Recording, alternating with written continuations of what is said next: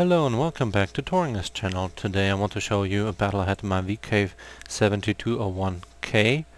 That is the tank that the 3000 best players of the second campaign got. I was number 747, so I got it, and this is actually my battle in which I had the mastery badge.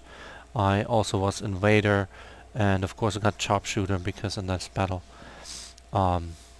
was one of my first battles. So as you see, I had 1246 experience points, and invader there did 4670 47 damage, killed 3 tanks. And what really the difference is between that and other premium tier 10 tanks like the M60, you can really take a lot of damage. Here I had 4910 potential damage received, but I was not destroyed, obviously, because I had invader. So let's look into the battle then. Okay, so here we are in the battle. We have a lot of VK 7201s here. That guy was counting in, and we have an alloy guy here on our side, the i7, and we have on the other side a Forge guy. So that's from the Forge gaming community, the guys. And I'm just going the railroad tracks, so let's jump forward a little bit here.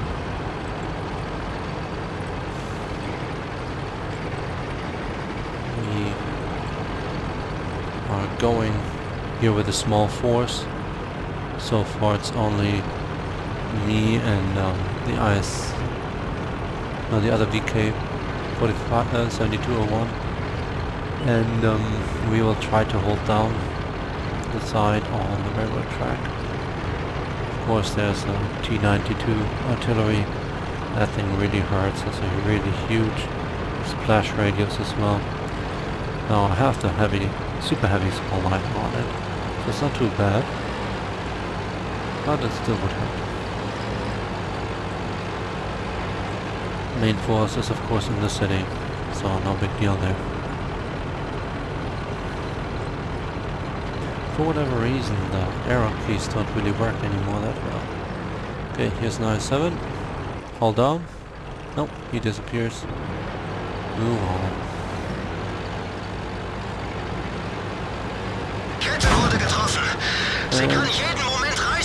AMX 3090 not really. Don't worry about it. T125, all you can do is track me.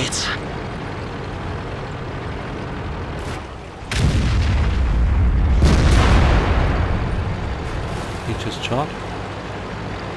You can't really move a side scrape or anything, so it just and then I didn't even really do damage. That was, by the way, the T92. Was that the artillery that shot me? Super-Heavy Spall Liner, I tell you. That's a big plus. If you can put that on, it's almost a must. So, T125 disappeared.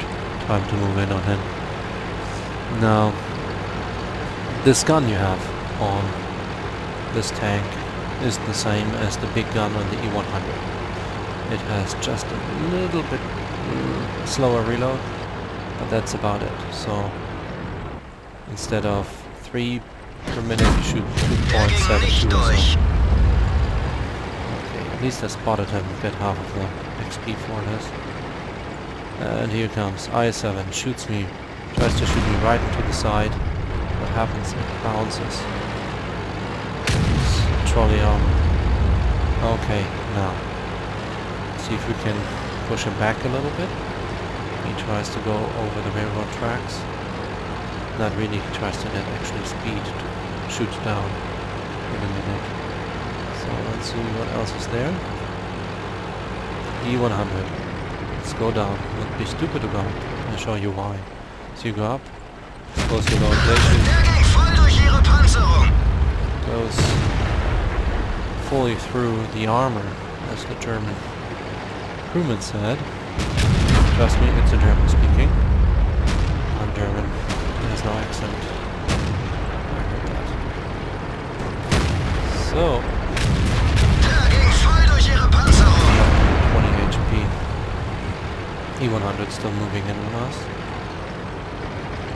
Let him bounce. Nope, he doesn't even want to shoot at me. Still reloading, probably. I'll try to kill the AI-7, that's how it goes. Gegnerfahrzeug ausgeschaltet. And now it's time for the 100 to learn how to dance. It's way heavier. T-92 tried to shoot me again. So here, one mistake. Der ging voll durch ihre Panzerung. Yeah, he penetrated me once. There, now I'm at 30%. So I need 2 shots to kill him, he needs 1 shot to kill me. AMX is being Wir stupid haben there. sie nicht mal angekratzt. I accidentally shot the upper glaciers instead of the lower ones. That happens, it's just a little mistake. Could have cost me my tank, but apparently that wasn't one of his best games. T-92 is still shooting at me. Must not be a good one. Right there. Flank side of the turret. You have almost 300 pen. It definitely goes through easily. It's only 260 armor. And it's almost at a 90-degree angle. Especially where I hit him. It's a little bit low. You see that small hole? That means it was actually premium ammo. Gegnerisches Fahrzeug ausgeschaltet. Got lucky there, almost hit the gun mantlet. Okay, couldn't help myself, but had to say no. Because I took 2,700 damage off of him. Okay, health points off of him. I didn't think that anything was missing there other than the RD, so I kept it with the railroad tracks. See if I can kind of go forward now. Somehow, I don't know, the camera, like when it says at the beginning you can push this button or this button to move the video faster. It doesn't really work right now in the replays. So, sorry guys, you have to watch the whole thing. I'm going slowly over to the other side. Not a big deal, I tell you a little bit about the tank and I show a little bit around. So here you see E100, IS-7, shoot there, and it does not go through. What goes through is basically here, if you get the side of the pan, you get some good shots through. Actually it might be that one went through and the other one was just shown.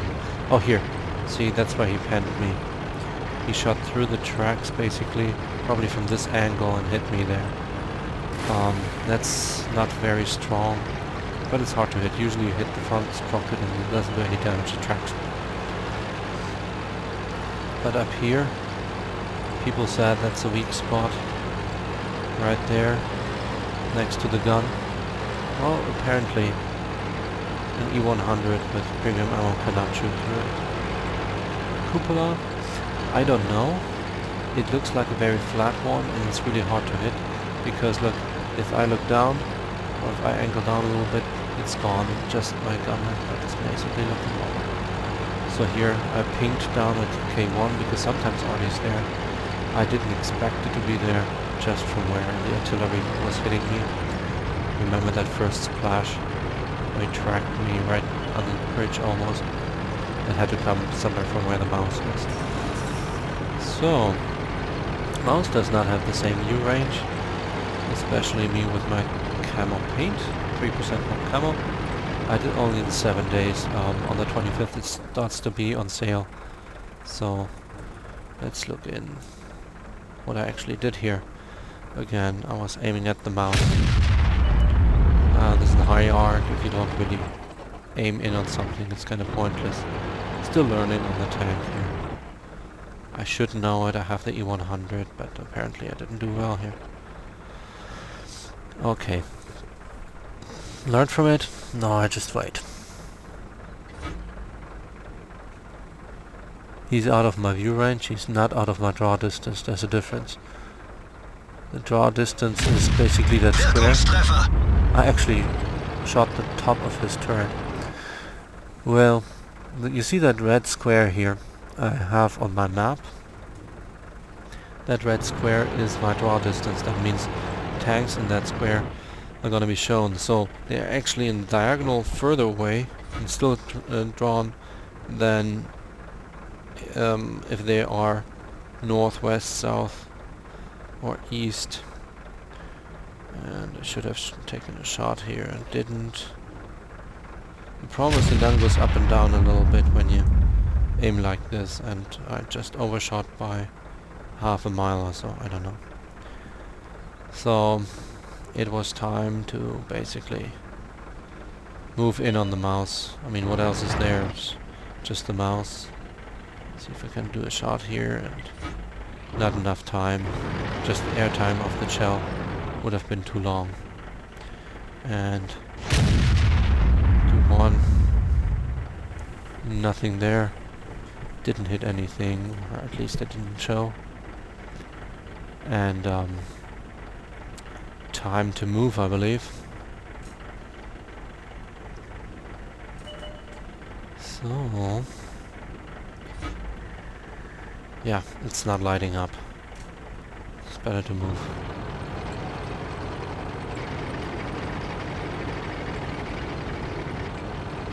I like the red camo paint on German tanks. You've probably seen it from my other videos. I have it on my Löwe. I have it on my E100. It's something they use for a couple tanks, but apparently it wasn't very smart. It's like a red brownish color. It was meant to resemble some soil. I guess in some areas, like in Oklahoma, it might even work because of the red soil. Usually not very useful. So here I just move in. First thing you will light me is probably Artie. And Artie aims forever. I have to take advantage of that. There it is. Of course I could take out the mouse. Oh, maybe I did that damage on the So, you see the tracks. How long was I tracked? A couple seconds. It's really funny. That can be frustrating. So angling really makes sense here. Even though it exposes your weak spot right above the tracks or behind the tracks, but you have a good chance to actually catch it with your tracks instead. So driving. That's also something. If a team leaves that one standing, that's not smart. So, let's look at it again. The tank itself has a really strong front. It's really hard to pen. As well as the turret here. Not much chances there. This is basically your chance to get it here on the side. That little splatter here on below my turret, that was an AMX 1390. So it doesn't really count as a hit. And you see this splatter protection here, that shield. Looks like steps to get in actually, but it really helps to get the RT nut to hit you into that circle, into your turret ring. So here, somebody's coming. I was aiming at it, going as far away as possible. I have the binocs standing for 5 seconds, and I have the at least as well view range as the other one. If I would have aimed a little better, I would have had the full hit the full XP for it. This way I didn't get it. He shot next and shot that thing, so I would have killed him here. Potentially, of course. But Artie did it for us. So, that's basically it. Well, thanks for watching. Until next time at Thoringer's channel.